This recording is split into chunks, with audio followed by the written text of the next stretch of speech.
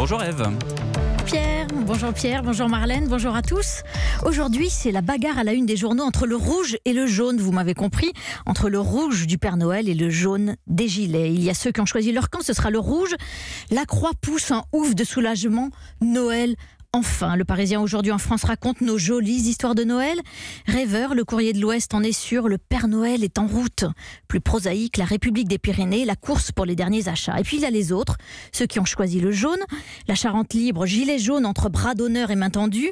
L'Indépendant, il porte la flamme des gilets jaunes à Paris. Sans oublier Pierre, le noir, la couleur noire du peintre Pierre Soulages, qui fête aujourd'hui ses 99 ans. À la une du Midi Libre, l'artiste aveyronais est aussi l'objet d'une magnifique interview dans le Figaro ce matin. Alors Ève, commençons par le jaune, celui des gilets. Et oui, pour les Échos, le mouvement des gilets s'essouffle. Il semble même en voie d'épuisement, écrit le journal. Résultat, l'exécutif gagne un peu de répit. Un peu seulement, car le quotidien économique évoque aussi la possibilité d'un acte 7 samedi prochain. Les plus radicaux n'excluent pas une nouvelle journée de mobilisation. Et sur le journal, en plein milieu des fêtes, mobilisation qui pourrait se poursuivre après les vacances. Et c'est vrai, les plus actifs sont toujours au combat. Il suffit de jeter un œil au quotidien L'Indépendant qui raconte: hier matin, Corinne et Jean-Marc sont partis du Boulou, à côté de Perpignan, en 2 chevaux décapotables. Jaune évidemment, direction Paris, avec sur le toit de la voiture une flamme, vous savez, comme celle des Jeux Olympiques, mais eux l'ont baptisée la flamme de l'espoir. L'espoir de désamorcer pacifiquement le conflit, disent-ils. Une sortie de crise, c'est bien là la préoccupation de beaucoup de vos journaux ce matin. Et c'est l'essayiste Nicolas Bavrez qui s'interroge dans le Figaro. Et maintenant, que faire? La jacquerie des Gilets jaunes est en partie enrayée, écrit-il, mais pas la crise politique. Et une crise politique ne se dénoue, dit-il, que par une sortie politique et non pas par un inventaire à la Prévert de mesures hétéroclites. Alors c'est quoi une sortie politique? Nicolas Bavrez suggère à Emmanuel Macron de repartir de zéro et de proposer 6 pactes aux Français, 1, 2, 3, 4, 5, 6, un pacte économique et social, un pacte citoyen ou encore un pacte de sécurité. Alors Ève, ça veut dire que les gilets jaunes ne fêtent pas Noël, pas de rouge pour les jaunes?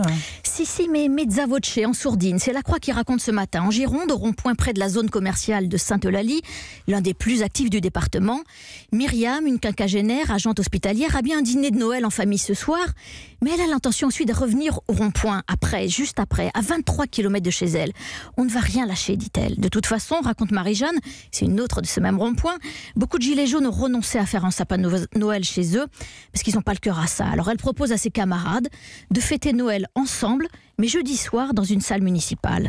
Même idée sur la Côte d'Azur, à Cagnes-sur-Mer, autre rond-point dit de la Ruche, raconte le Figaro. Réveillon commun prévu non pas ce soir, mais mercredi soir. Lucie, serveuse de 30 ans et 3 enfants à charge, s'y prépare déjà. Elle voit même beaucoup plus loin, puisqu'elle commence à penser au maillot de bain jaune pour l'été.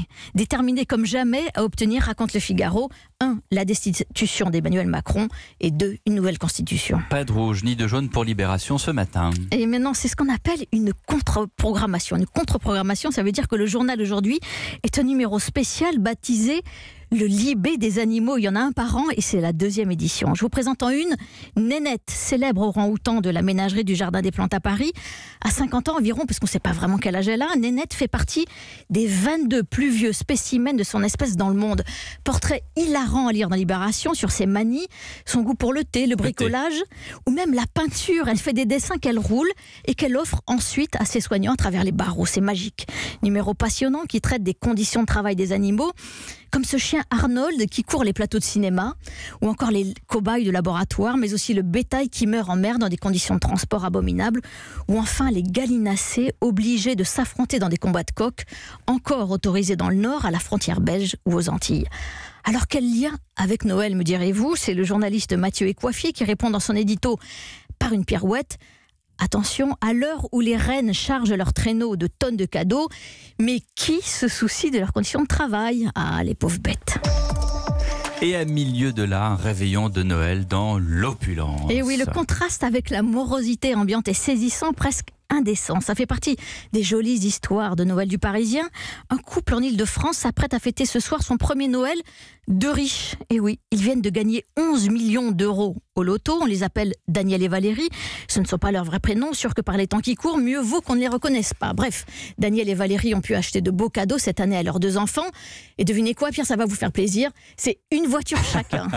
Et malgré sa toute nouvelle richesse, Valérie sera quand même au fourneau ce soir. Au menu, chapon au vin de paille et champagne grand cru. C'est la première fois, le grand cru. Et pour tous les invités, tenez-vous bien, une petite pochette de tickets à gratter de la Française des Jeux. On ne sait jamais. Je me demande, Pierre, comment ils seraient reçus s'ils allaient en offrir quelques-uns aux Gilets jaunes sur les ronds-points ce soir. Voilà une bonne initiative. Merci. Ève Roger, vous revenez demain pour la revue de presse.